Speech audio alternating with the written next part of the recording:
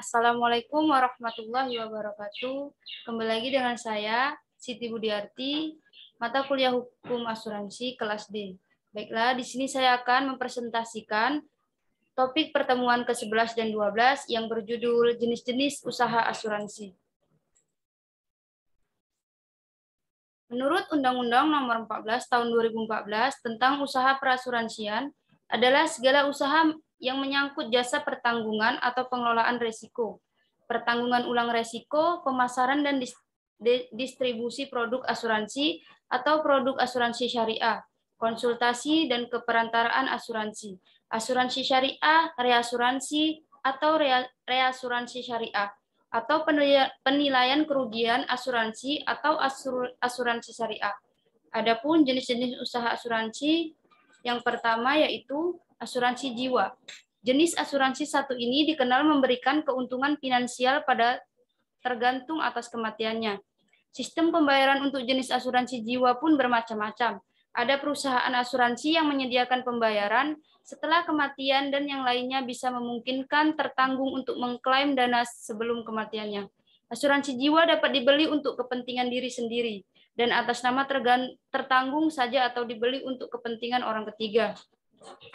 Bahkan, asuransi jiwa juga dikenal bisa dibeli pada kehidupan orang lain. Sebagai ilustrasinya, misalnya seorang suami bisa membeli asuransi jiwa yang akan memberikan manfaat kepadanya setelah kematian sang istri. Orang tua juga dapat mengasuransikan diri terhadap kematian sang anak. Yang kedua, asuransi kesehatan. Asuransi kesehatan merupakan produk asuransi yang menangani masalah kesehatan tertanggung karena suatu penyakit serta menanggung biaya proses perawatan.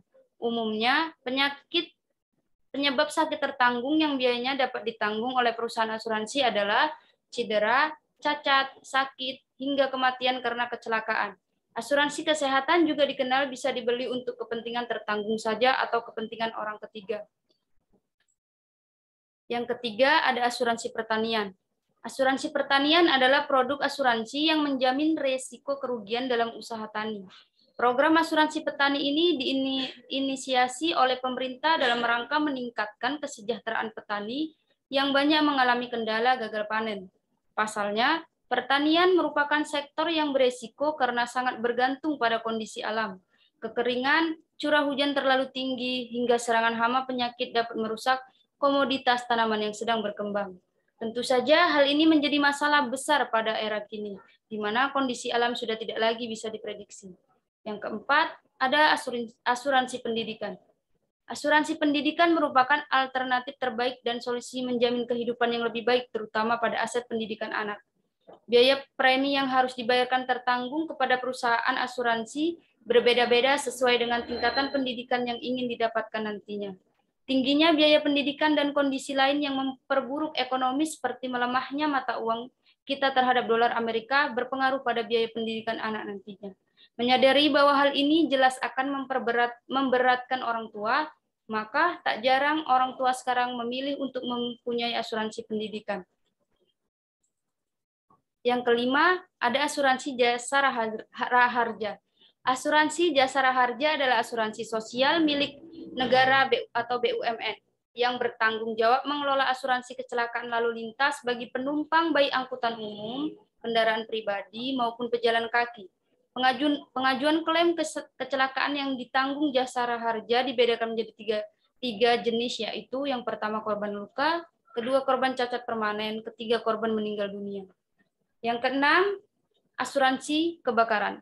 Pengertian asuransi kebakaran adalah asuransi yang memberikan jaminan ganti rugi atas rumah atau bangunan atau pabrik beserta isinya akibat risiko kebakaran yang tercantum alam polis.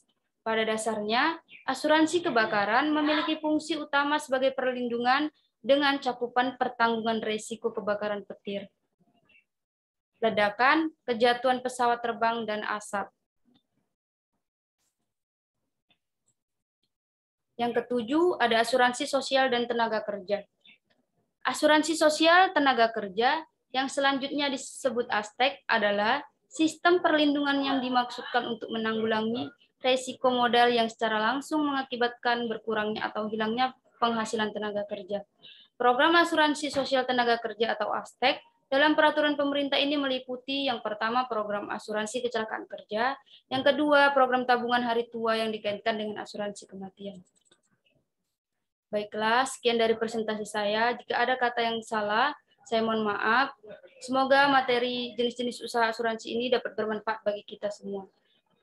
Wassalamualaikum warahmatullahi wabarakatuh.